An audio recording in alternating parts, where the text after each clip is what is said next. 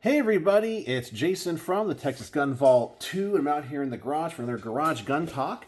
I got some guns to talk about tonight, and I also want to talk a little bit about politics, and more specifically, the anti-gun rulings that have been coming out of the various Circuit Court of Appeals around the country, and how I think in the end, it may backfire on them and be very good for us. I also want to talk about Joe Biden's State of the Union address and what he talked about guns, and how that might actually be good for us. But let's talk about the guns first. I went to the range to shoot 3 guns today, but unfortunately I was only able to shoot 2 because of time. And the first one I thought I was really going to like because I have liked the smaller guns in this style. This is the Beretta 30-32 Tomcat chambered and 32 auto, or 32 ACP. And you guys may know that I'm a huge fan of the 21A Bobcat and the 950 BS. Both of those are chambered in 22 long rifle and 25 ACP. And I find them to be just the highest quality vest pocket guns in the world. I love the fact they all have the tip-up barrel. They're easy to load, and they're so easy to deep conceal. Now, of course, you get the disadvantages of a gun of that size. You get an anemic caliber. 22 and 25 are not good calibers for self-defense, but it's better than nothing. And you do get a very limited capacity. But you get the huge advantage of having something when it's very difficult to carry anything. And I really thought this gun, which is, by the way, a lot bigger and wider and heavier because it is a bigger caliber, I thought I was really going to like this because it's kind of a step up from those and something a little bit more substantial. So I was like, yeah, this is probably going to be awesome. I shoot those other guns really well. I love them. And I feel like this gun falls into a category that it takes the worst aspects of the vest pocket guns and blends them with the worst parts of a subcompact semi-automatic. So let me explain. I've already said the advantage of those really tiny small vest pocket guns are that they're so light, they're easy to conceal. This gun is too thick and too big to easily pocket carry. It can be done, but it's definitely a lot heavier and a lot wider and a lot bigger. So it's not as easy to conceal carry for the purposes that I think it's designed for. You also get an anemic caliber. Now, 32 is definitely better than 25 or 22. But it's not as good as 380 or 9mm. And you also get very limited capacity. You only get 7 rounds in this magazine. So you deal with a lot of downsides. And then because it is a little bit more powerful of a cartridge, it is a little bit snappier, where in the 25 and the 22 long rifle pistols, you get absolutely no recoil whatsoever. I also had some reliability issues with this in that, and I have to go back and look at my 21As and my 950 BSs because I don't remember if they have an ejector or not. I know they don't have an extractor because the way these guns work in these very small calibers is there's no extractor to pull the case out. It just uses the back pressure of the explosion. You know, with every action, there's an equal and opposite reaction, and it just pushes itself out of the case. However, on this gun, we do have, let me see if I can hold this slide back because there's no last round bolt hole open. We do have an ejector right in there. And I was finding that occasionally when the round is extracting itself, it gets jammed up against that ejector, and then the slide tries to close and it kind of stovepipes, but it doesn't stovepipe where it's sticking out. It's like where it's the case, the back of the case is on the ejector and the front of the case is on the side of the chamber. I had that happen more with the hollow points than I did the ball ammunition, but it happened with both. So I have to go back and look and see if those other guns have ejectors too. I don't think they actually do, but they might. And that got in the way. So I feel like that ejector is simply too long. It might need to be a little bit shorter for it to work right.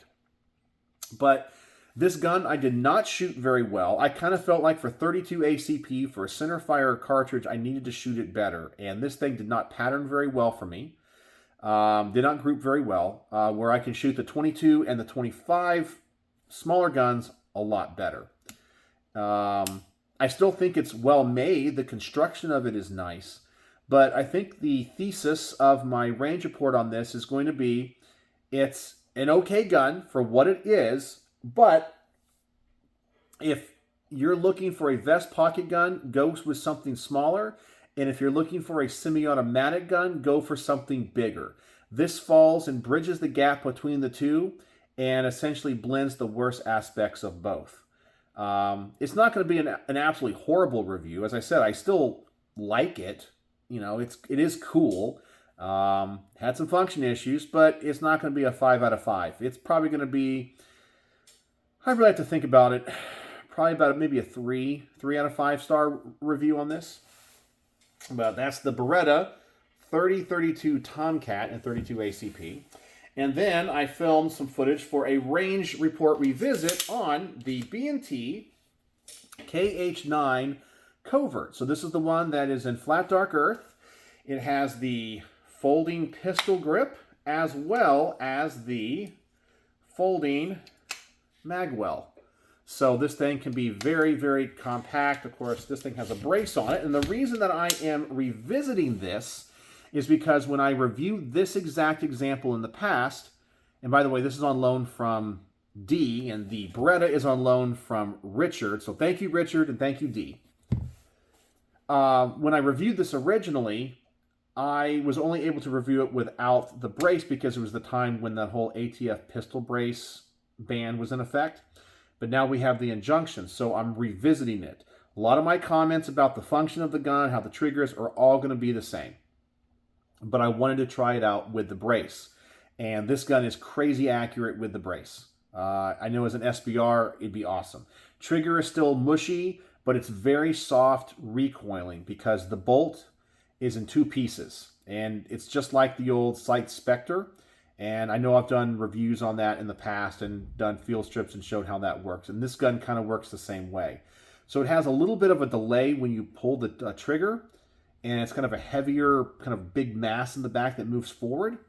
But it's hard to shoot fast, but it recoils more like an MP5 than an APC does.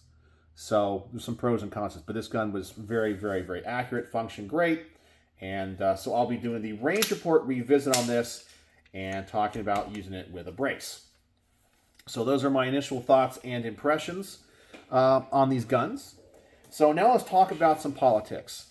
Let's talk about where I'm getting a lot of my information lately. I've been watching a couple of the firearms legal channels. I have completely unsubscribed and left the Arms Scholar. The guy is a knucklehead and he's still clickbait, and I cannot stand it. But the one thing I am going to say, because I always want to be positive with people, I always talk about being kind to other people and being good.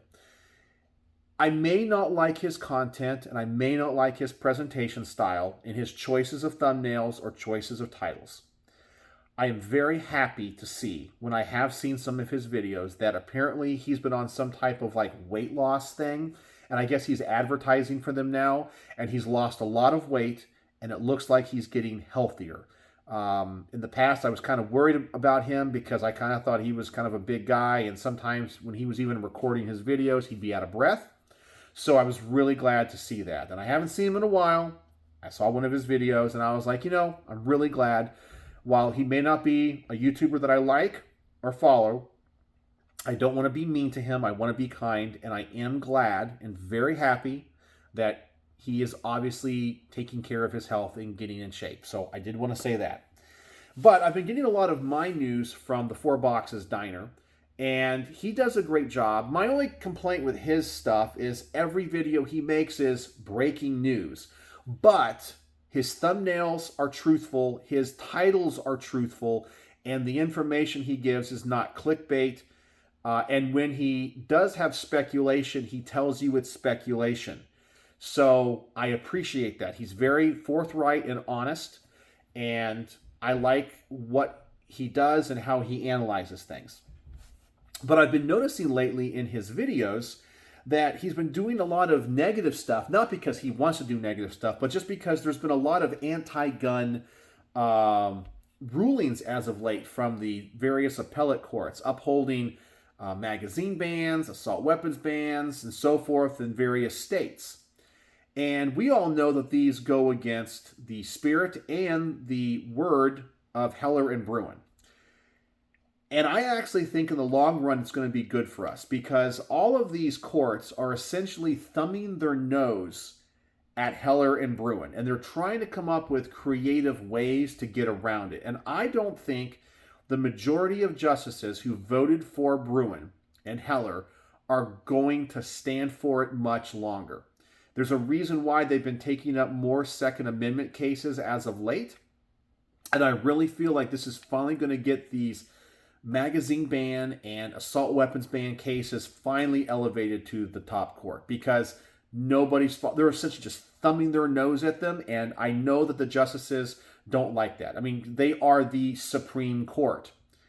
And so I actually think, while it's bad news in the short term for a lot of these states and a lot of our fellow gun owners living behind enemy lines, I think it's actually going to be good in the long run. And I'm hoping that these cases get elevated soon before we have people leave the court. But if the election goes our way, if a Clarence Thomas leaves, well, maybe a President Trump would appoint somebody that's just like him. But now let's talk about the State of the Union address, which was, I only watched part of it, and I kind of listened more to the commentary. I listened to Tim Pool and then Stephen Crowder's commentaries on it, and they were talking over him. But of course, he talked about assault weapons and high-capacity magazine bans and all that kind of stuff. And he says, I will do it. And I actually think this is good. And I'm going to tell you why. Number one, he's been saying that for years, and nothing ever comes of it. Every Democrat president says that every time. But he said a lot of things, from the Roe versus Wade stuff to other judicial opinions. And he has the Supreme Court sitting in the chamber listening to his State of the Union. And he is essentially saying, I will overturn Roe v. Wade. You watch me. I'm going to ban this. And you have the majority of justices that, I think, while I have to hand it to them, for the most part, they try to stay out of the politics. They really do. You don't see any of them, even the ones on the left, off running their mouths, right? You don't see them being very braggadocious about their politics and their views. We all know what their views are, and occasionally they'll say stuff, but they try to do it in a more academic way. And there's certain traditions that they have that they follow. But I really feel like they're being pushed into a corner. You have Congress that's very hostile to them. And now you have the executive branch that's very hostile to them. And you have the lower courts that aren't following them. So you essentially have a co-equal branch of government, the judicial branch, having directly Congress and the executive branch thumbing their nose at them, and now the lower courts thumbing their nose at them. You have Congress and members of Congress saying they should be abolished. You have the executive saying, I know what you ruled, but I'm getting around it. Even with like the student loan debt repayment stuff or forgiveness stuff. The Supreme Court said you can't do this, right? It's not in law, it's not constitutional, but he's like, I'm going to do it anyway. And I think they're starting to get a little bit tired of it. I really do, because it used to be you could disagree and you'd get along.